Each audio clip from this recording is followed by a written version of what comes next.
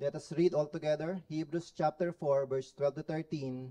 For the word of God is living and powerful and sharper than any two-edged sword, piercing even the division of the soul and spirit and joints and marrow, and is a discerner of the thoughts and intents of the heart.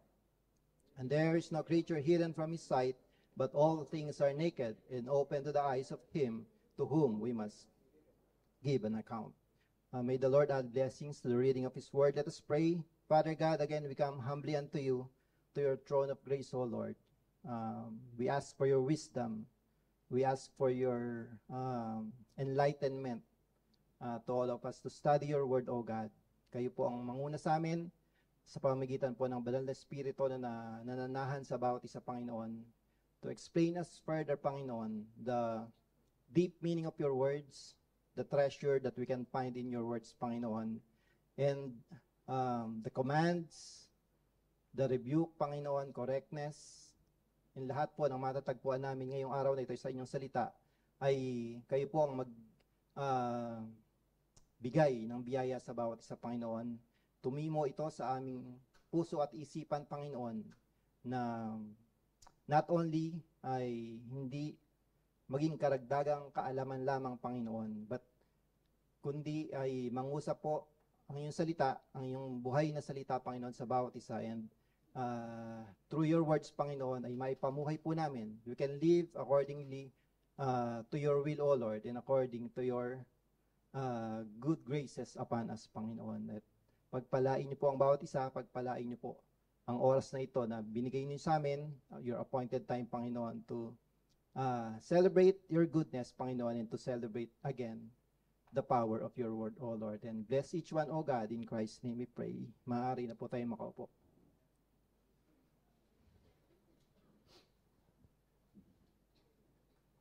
There is an interesting transition na nangyari sa dalawang verse na ito, kung napansin nyo. In verse 12, the author is definitive in the expository about God's word. Dinescribe doon that God's word is alive and it's all powerful. And binanggit doon, what does it do to a person? Anong ginagawa ng salita ng Panginoon sa buhay ng isang tao? And yun yung pinag-aralan natin last week. However, when you go to verse 13, kung napansin nyo yung transition, now it focuses on God. Na personified yung salita ng Panginoon, which is none other than God Himself. Just like how it is in John chapter 1. So verse 1 hanggang verse 13, description ng word na word. Emphasizing the things surrounding the word ng Panginoon. But when you go to verse 14 and 18 ng John chapter 1, makikita natin yung personification again ng word into Jesus Christ. Nabuhay yung salita. Nagkaroon ng kaanyuan, nagkaroon ng katauhan through Jesus Christ. The same thing sa verse 12 and 13 ng Hebrews chapter 4. From verse 12, speaking of God's word, then it transitioned now to God Himself. And we will learn three things about especially yung sa last part ng ating text na to, sa verse 13, ay binanggit doon, no? And there is no creature hidden from His sight, but all things are naked and open to the eyes of Him to whom we must give an account. So diyan nakafocus yung ating pag-aaral ngayong araw na ito. And what can we learn from that? Firstly, ang salita ng Panginoon, God exhumes us. Hindi excuse, but exhume. Exhume has a meaning, originally ginagamit ito when something na kailangan daw idig yung patay para pag-aralan what's the cause of death. But another meaning ng salita na ito is to bring to light or disclose or reveal something. Yan pa yung isang meaning ng word na exhume.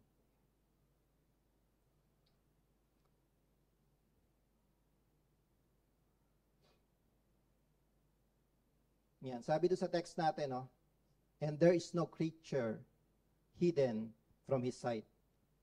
The verse explicitly denotes the extensive nature of God's knowledge, being a what? Being an omniscient God.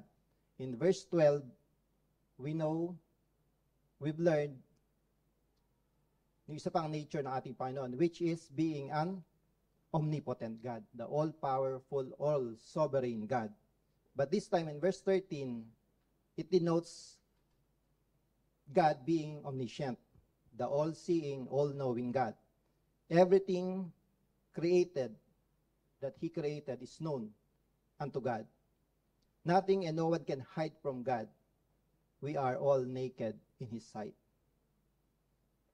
And King David expresses God's omniscient power in Psalm chapter 39. If you would open your Bibles and turn to Psalm 139, verses 1 to 4.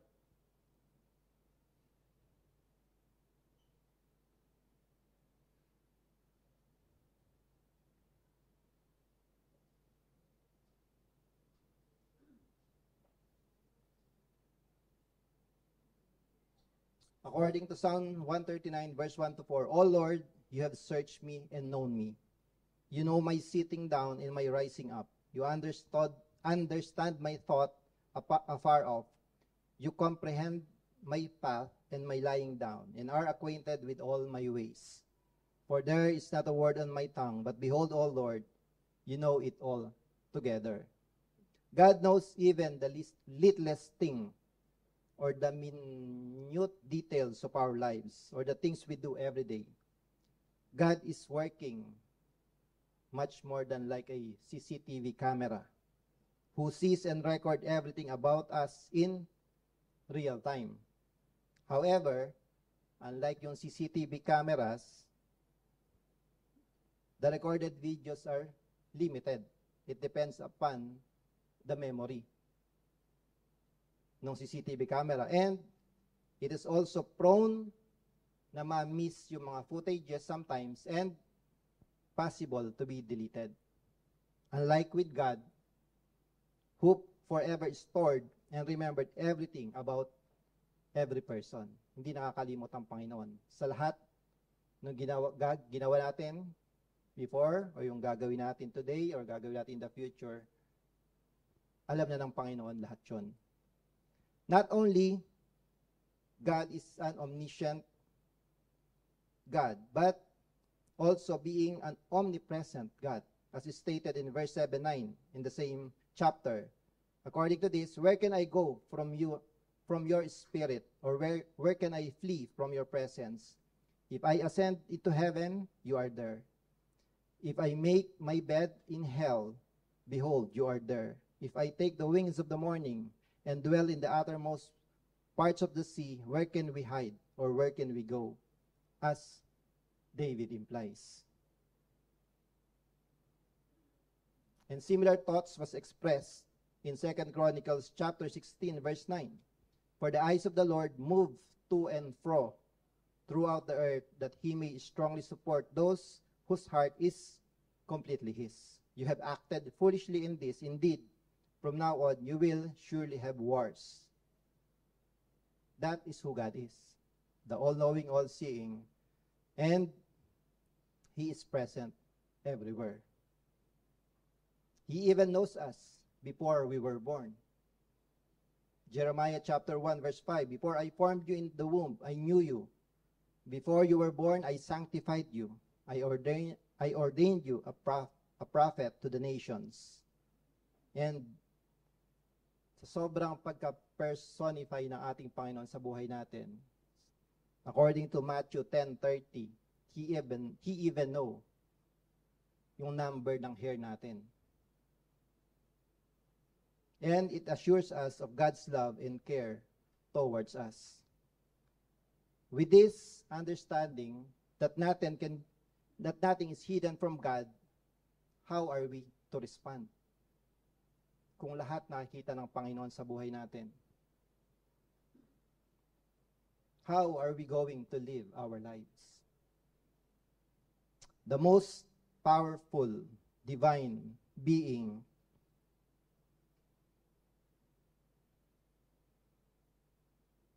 and a divine form of monitoring our lives comes from God. He sees us literally 24/7. Walang pahinga. With this knowledge revealed unto us today, we are to live now a life of what? Since we know God is watching us. May katang ganun, di ba? God is watching us. We should live a life of integrity and accountable to all our actions. The awareness also causes us to live with our commitment to God in obedience and a consecrated or a holy life. Dapat daw ganun yung response natin sa Panginoon. Aware tayo na lagi tayong sinusubaybayan ng ating Panginoon. Aware tayo na laging nakamatsyag ang Panginoon sa bawat isa sa atin. That's why hindi dapat nagdudwindle yung commitment natin sa Panginoon. We need, as He watches us 24/7, we also need to obey Him 24/7. Not only that, since God is omniscient and omnipresent, we can always come boldly to His throne of grace. Hebrews chapter 4, verse 16. Thus, because of that nature of God, we can always find rest in Him. Because God is forever faithful sa buhay ng bawat isa. Imagine this. A live camera that sees everything and follows you everywhere. Imagine nyo, bawat isa sa atin, may drone na nakatapat sa inyo, na nakatapat sa atin bawat isa.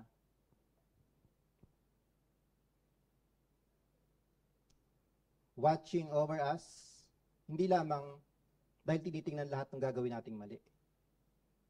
But God is watching us so that He may provide also what we need. God is watching us so that we will not falter in our faith.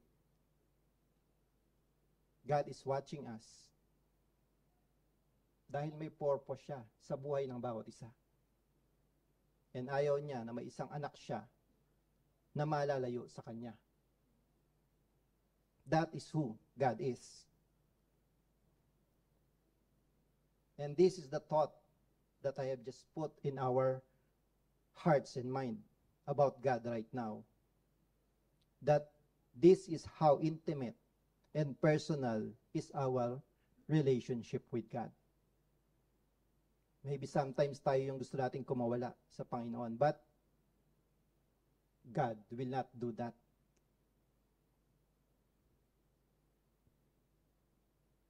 Maybe He will temporarily, but still God will restore us all if ever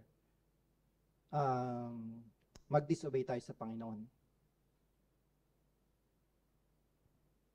God's intimacy has no boundaries.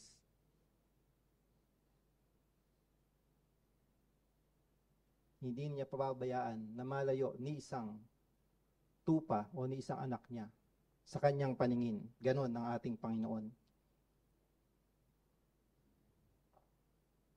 Secondly, God exposes us.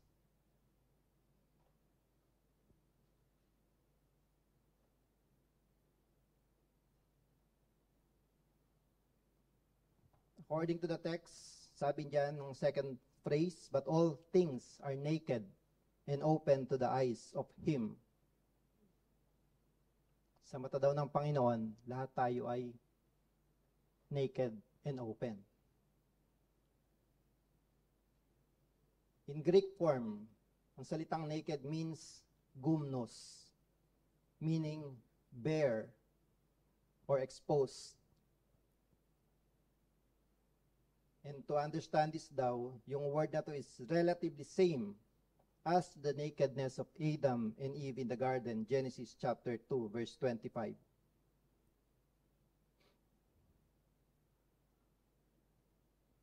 The word gumnos was often associated daw in Greek with athletic training, as athletes would train without clothing during their time. Bakit? Ba't walang damit habang nagtitraining sila? So, halimbawa, nagba-basketball daw, or nagra-running, o nagpe-play ng football, or any sports, hindi daw sila nagdadamit.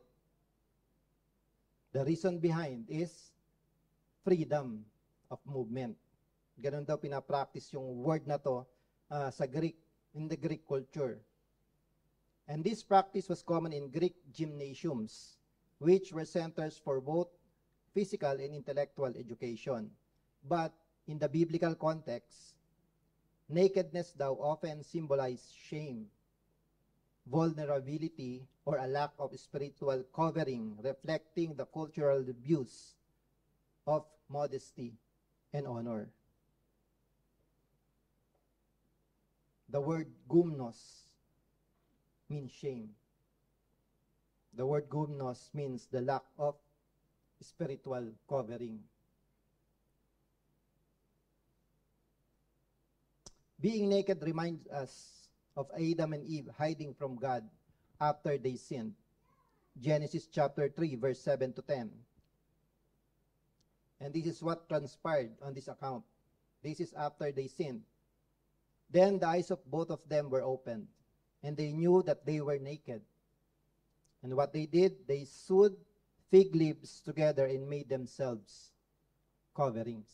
So nung ma-realize nila, nahubad sila sa harap ng, nung makita nila yung nakedness nila, what they did is to cover themselves up.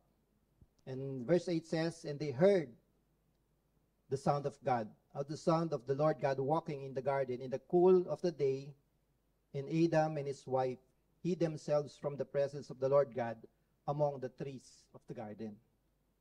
Then the Lord God called to Adam and said to him, where are you?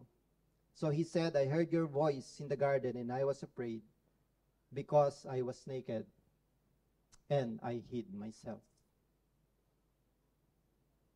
Yun daw yung expression ng salitang gumnos or naked sa harap ng ating Panginoon. They try to hide from God. Adam and Eve tried to hide from God because they have sinned, covering themselves with fig leaves for their nakedness, because they were ashamed of themselves and they were ashamed to be seen by God. But no amount of leaves and trees can cover them from God's all-seeing and all-knowing nature. Even the sin that they have done has been exposed by God, but without their repentance, they continuously sin. This is the idea of how exposed all of us sa harap ng ating Panginoon. Ganun tayo nakikita ng Panginoon.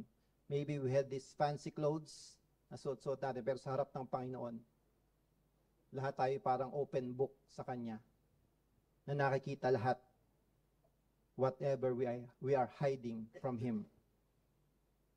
Then yung next word dyan, yung word na open. It is pronounced, yung Greek word niya as trakailidzo.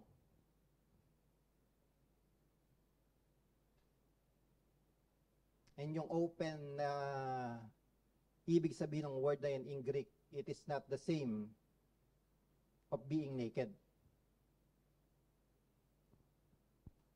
According to its meaning, it is to grip the neck, to bend the neck back so as to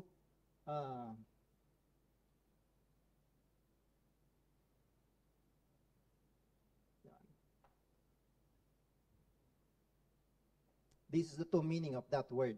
To grip the neck, to bend the neck back so as to make bare or expose the throat, as in slaughtering an animals. Yan daw yung ibig sabihin ng word na open. As in, we're exposing daw yung neck natin sa harap ng Panginoon. Just like yung, sino ba nakakita dito nagkakatay ng animals, ng chicken or ng cow, ganun ang ginagawa daw. Ititingala yung hayop o yung tao, then just to expose the neck. This term was used by wrestlers who had a hold that involved gripping the neck daw, and was so powerful that it brought victory. So the word can mean to overthrow, but many scholars do adapt the simple meaning of open in the sense of laying an opponent open and overcome. Then there's another explanation about this word. Other explanation is it is derived from the custom of bending back the head of a criminal daw.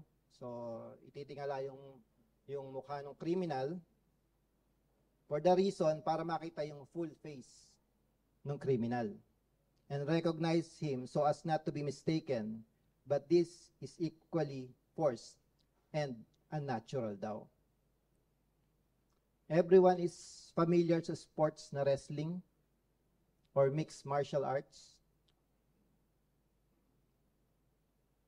Nakikita natin yung move na to commonly in these sports. This is a sure win for the other player when the other exposed his throat and was gripped, or they call it the headlock move. Yung elbow, yung arms ng isang player would grip the neck of the other person. Yun yung sinasabing related sa word na ito. In Strong's lexicon, in the context of the New Testament, it is used to describe the exposure of thoughts, intentions, or the inner self before God.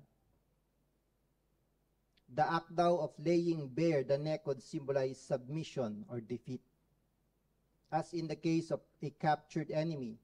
And in a spiritual context, this imagery is used to convey the idea of being fully exposed before God, who sees and knows all. That is how God exposes us. A reminder that He is in control of our lives. We don't need to meet Him in person to see our vulnerability in God's eyes.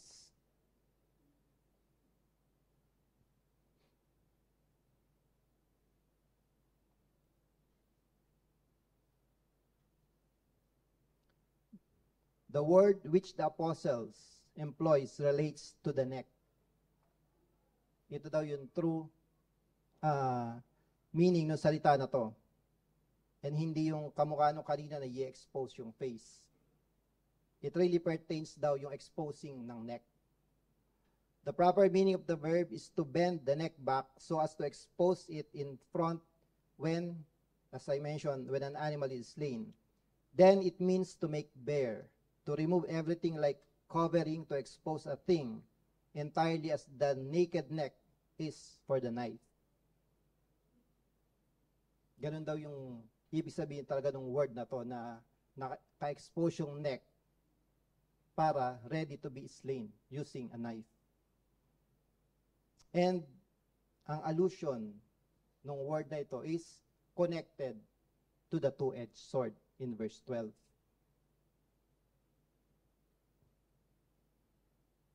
Which divide the soul and spirit and joints and marrow. And the meaning is that the hand of God who held the sword, everything was exposed.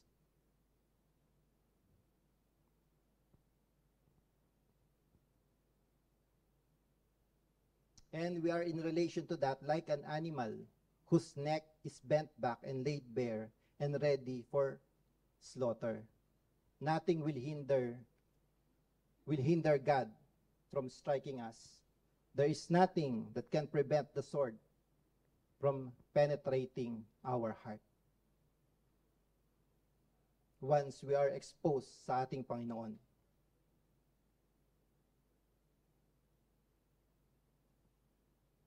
And if this be the true interpretation, then what an affecting view does it give of the power of God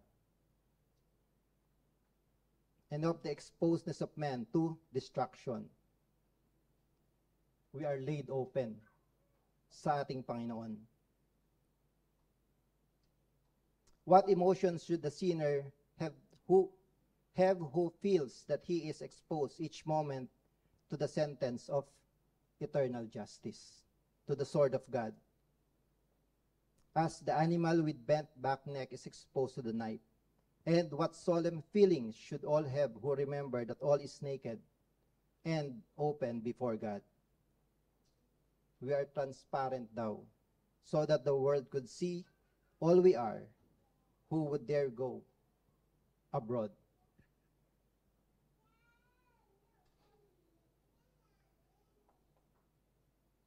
According to David Guzik, remember daw yung context ng Hebrews chapter 4. The writer to the Hebrews trusts that he has pierced the hearts of his audience who thought about giving up on Jesus. In this passage, he makes it clear that they can't give up on Jesus and keep it hidden from God. The Word of God discovers and exposes their condition. Remember the context. Ang context ng Hebrews chapter 3 and 4, as I mentioned in the past message, these are all about Christian Jews who want to go back to their old faith, to Judaism.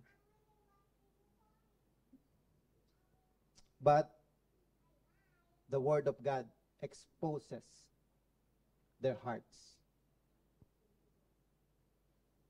They cannot hide from God. It's the same thing with us. If there's something that we're hiding from God, remember, His two-edged sword will always strike us. Not to harm us. If we say we are Christian, we are believers, His two-edged sword, His purpose is for correction, restoration.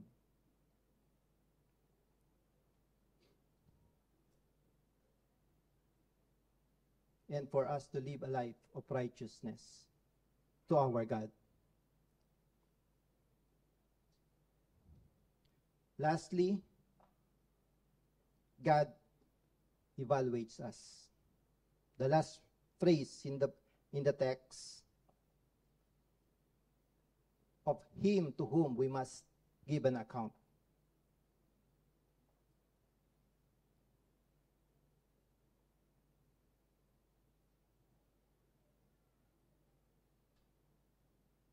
The Greek word is logos, which is also the same description as the Word of God. But here, the meaning of logos is of different version. It means speech, message, account, or reason. It is in relation daw with whom as a judge we stand in relation. According to Helps Word Studies, yung logos na term is a common term with regards to a person sharing a message. Or it is a broad term meaning reasoning expressing by words.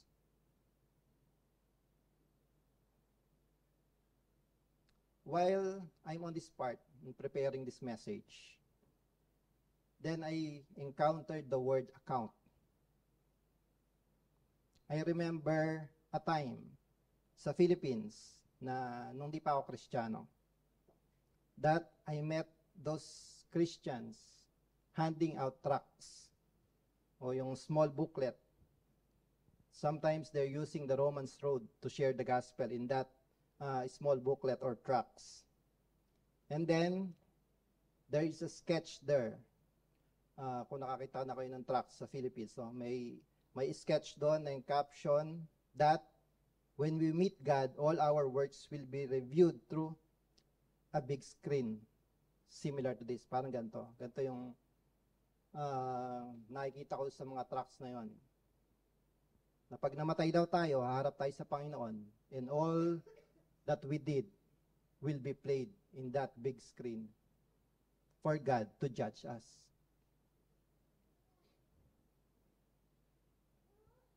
And we will be judged according to what we have done in this world.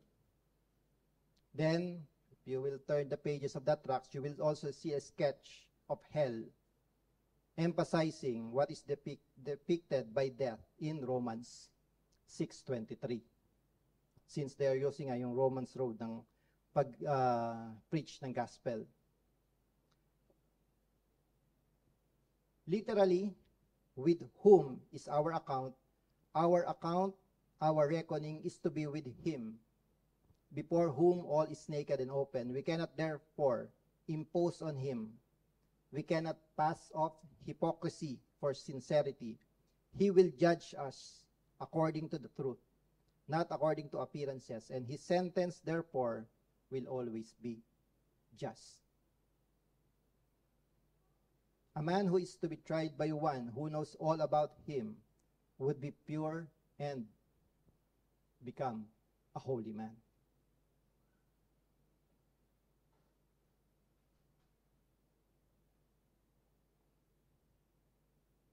Romans chapter 14, verse 10 to 12.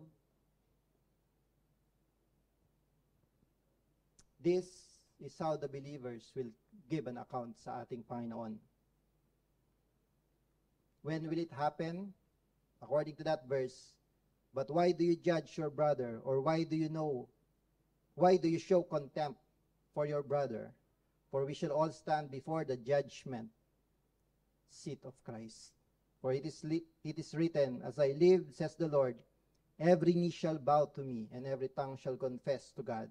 So then each of us shall give account of himself to God. So if we are Christians, if we are believers, dito tayo haharap sa judgment seat of Christ. And God will judge us according to our account.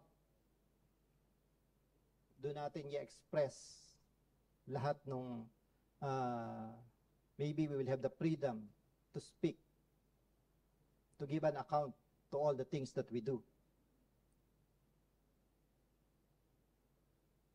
And when that day come, according to 1 Corinthians chapter 3, verse 13 to 15, each one's work will become clear, for the day will declare it, because it will be revealed by fire. And the fire will test each one's work of what sort it is. If anyone's work which he has built on it endures, he will receive a reward.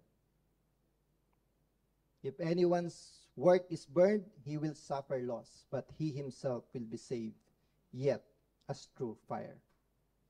So that's what will happen daw sa mga believers when we give an account sa ating Panginoon. Possible we will receive a reward if pumasa yung test, pumasa sa test of fire, yung lahat ng ginawa natin para sa Panginoon. But if it will fail, baliwala lang. Mababaliwala lang lahat ng ginawa natin. But, nandyan yung assurance ng Panginoon, we'll just suffer loss, or we will not receive reward, but still, nandun yung salvation natin sa harap ng Panginoon. Every believer will give an account in the judgment seat of Christ. However, every unbeliever, or those who do not know God, or those who reject the gospel, will also give an account for their works. Pero saan? Will it be the same place in the judgment seat of Christ? No. They will do their accounting in the great white throne of judgment. Revelations chapter 20, verse 11. Diyan mangyayari yun. Diyan i-judge lahat ng mga hindi tatanggap o hindi makakakilala sa Panginoon.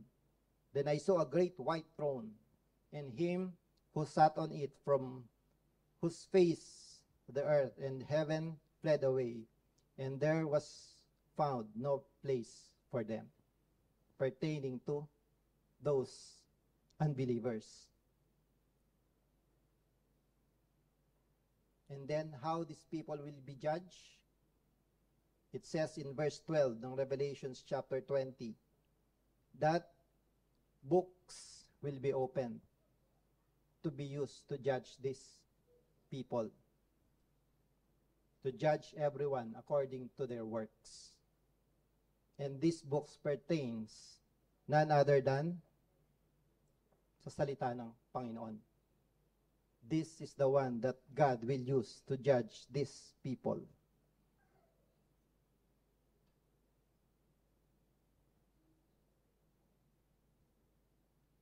And this should be a reminder din para sa ating lahat.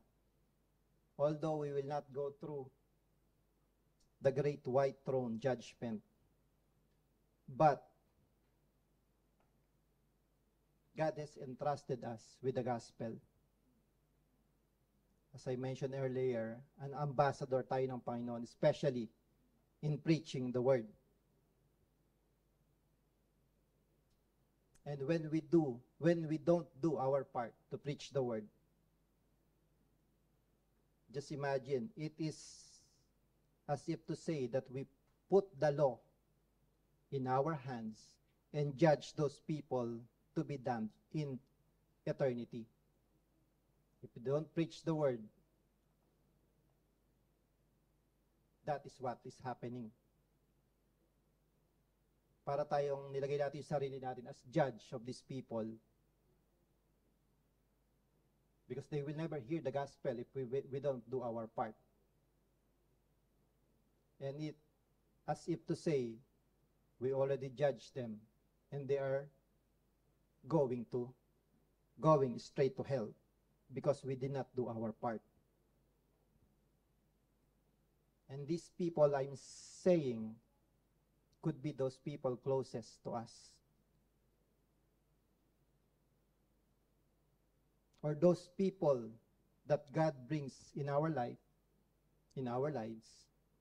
and ignore them, and did not give time or spend time, or even a short encouragement about God. And this is what will happen to them. In verse 15 of Revelation chapter 20, and anyone not found written in the book of life was cast into the lake of fire. Or in short, they were all cast into hell.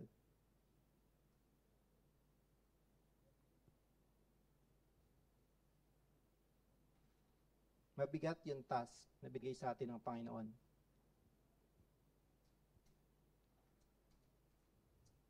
Although mabigat yung task, we have been blessed lavishly by God. By His grace, by His mercy. It will not equate dun sa task na dapat nating gawin.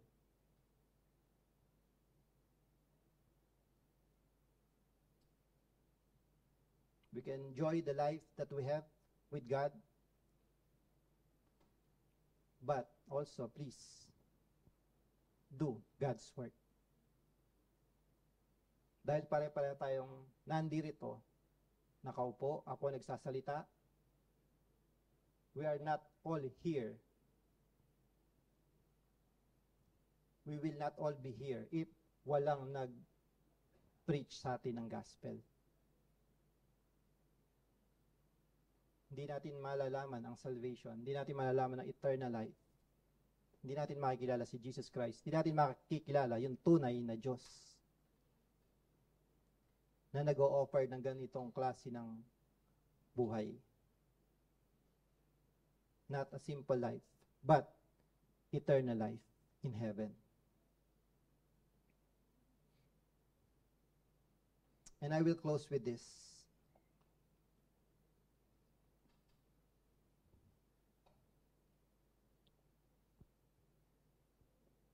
according to Grant Richardson, God's Word exposes us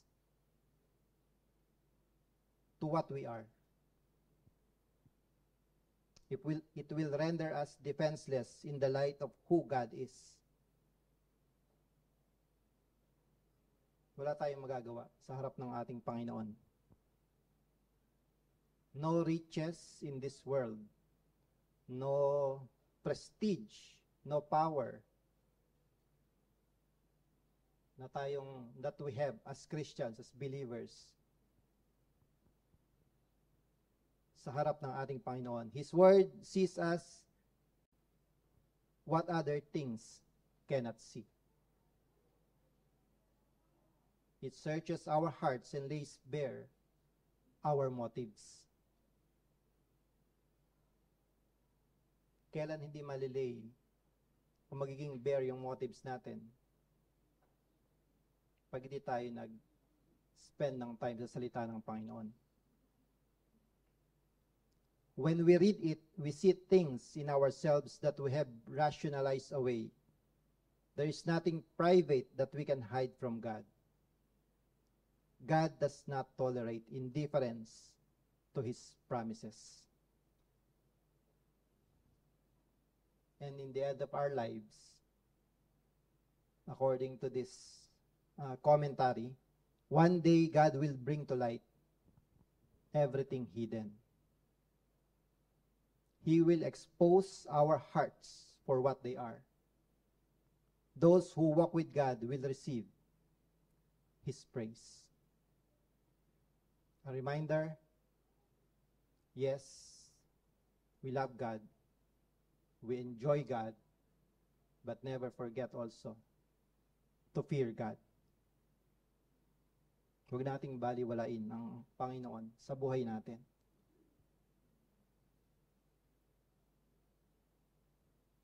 Siya ang author ng buhay ng bawat isa. And He is the one always in control. Sometimes we think tayo ang may control sa buhay natin. But when it comes to that, God will intervene to place us all back in track para makasunod sa will ng ating Panginoon.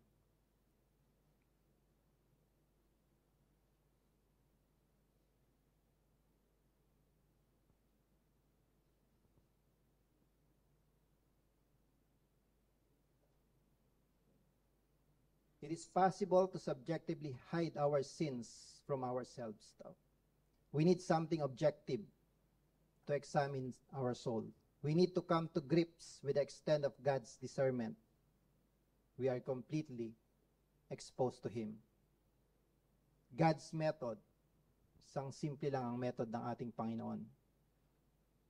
He do it through His Word. That's why we should ask God to always search us by His Word. So when we come to God, when we try to understand God, when we read God's Word, pray that His Word will search us, will search our hearts, will seek our mind, so that we can fully enjoy and we can fully surrender everything sa ating Panginoon. Let us pray. Father God in heaven, again, we thank you, Panginoon, sa power po ng iyong salita. We thank you, O God, that this is how you work in our lives, O God. To exhume us, to expose us, to examine us, O God. All para magawa niyo po yung will niyo sa buhay ng bawat isa, Panginoon. And as our response sa inyong invitation, O God, is for us to commit in our obedience unto you, O God. Just like what we have sung in Refiner's Fire, that we will always be ready to do your will. Bless all the truths that we have learned today, O God. and that these truths will form into action, will form into desire on how we live our lives, Panginoon, as you watch over us, O God. Again, thank you for blessings. Thank you for the blessings of your word, O God. In Christ's name we pray. Amen.